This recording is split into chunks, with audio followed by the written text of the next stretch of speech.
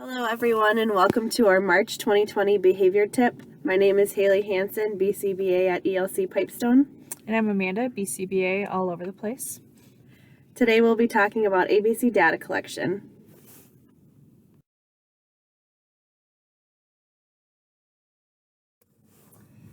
Today we'll be going over what ABC data collection is, what it's used for, what that ABC means, what are some important considerations when you're taking ABC data collection, and what are some examples and example data sheets.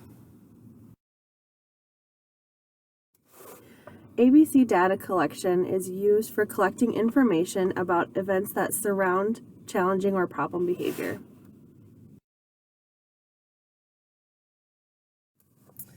ABC data collection is often used as part of a functional behavior assessment, or FBA.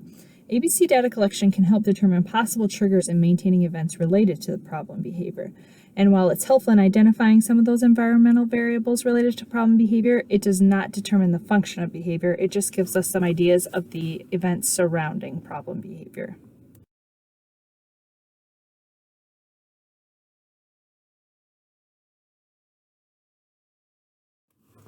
Each letter in ABC stands for something significant. A stands for antecedent, which considers the events that occur right before the behavior in question. B indicates the response or the behavior that is occurring we're learning about. C indicates the consequence or what the outcome is following directly behind the problem behavior.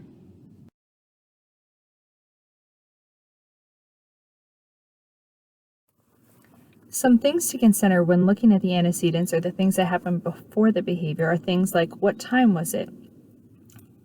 What activities were going on? Was it an academic task? Was it free time?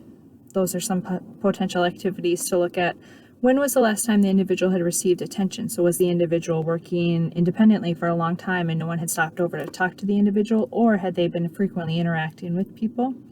What was the individual doing? So were they on the playground, playing by themselves, or were they playing with peers?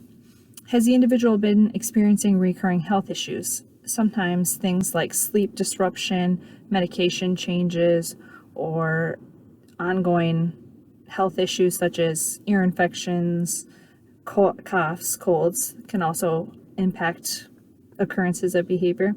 And what the individual has done throughout the day. Has the individual been staying active, or have there been long periods of wait? Things like that are all things you want to consider when looking at antecedents.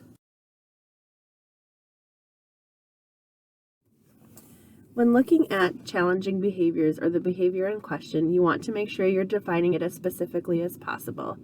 In those definitions, you want to make sure to use observable terms, such as things you can actually see versus things you might assume about internal processes. For example, was the individual pacing or walking around the room, or are you labeling that as anxiety? You also want to include whether the behavior was directed towards someone or something. Examples can include physical aggression being directed at a person or peer, or property destruction being directed at an object. You also want to consider how many times or how long the behavior occurs.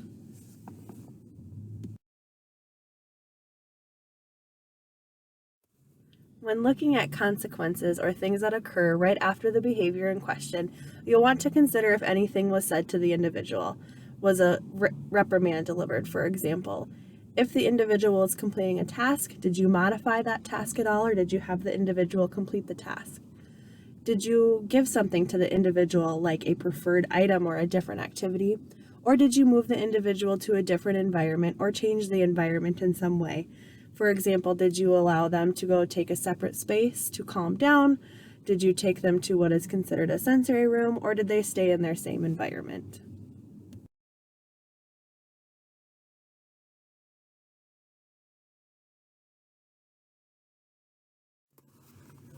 In this example of ABC data collection, the antecedent is clean up your toys, which would be considered a demand. The behavior, the child cleans up the toys, which is emitting the correct response in that case, and the consequence is verbal praise in the form of great job.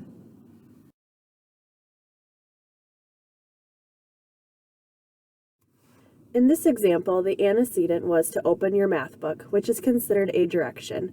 The behavior was the child throwing the book across the room, which could be considered the target or challenging behavior, and the consequence was the teacher asking the student to leave the room, which is a change in the environment.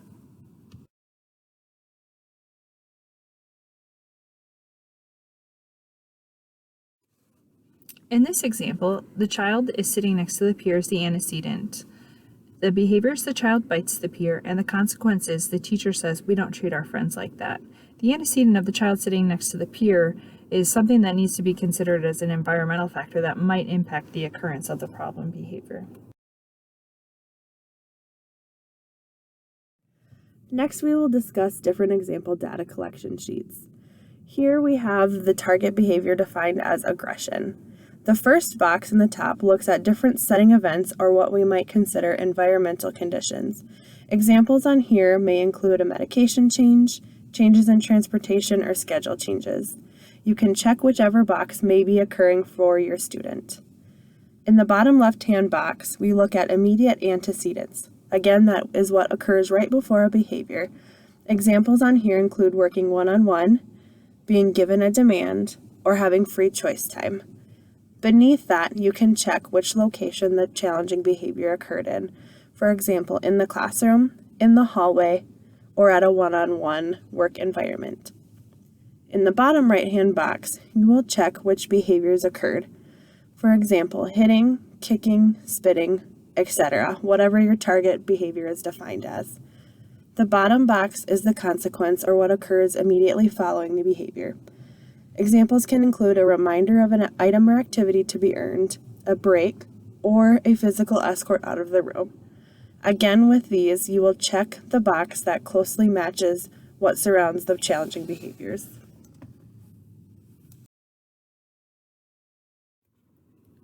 This is an example of another ABC data collection sheet.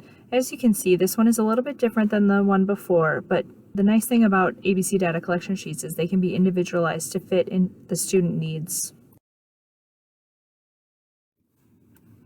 When you're unsure about a lot of the environmental variables regarding student behavior, a more general sheet like this can be used where staff can record in a more narrative form of the events surrounding problem behavior. In summary, ABC data collection is a powerful method for collecting information about events that occur right before and right after the display of problem behavior. As a reminder, events that occur right before are considered antecedents, and events that occur right after are considered consequences. There are a variety of ways to collect ABC data on your student, and they can be individualized to tell information about the occurrence of problem behavior. Thank you for joining us for our March behavior tip on ABC data collection. For more behavior tips and other resources, visit our website. And if you have any questions, feel free to contact your district behavior analyst.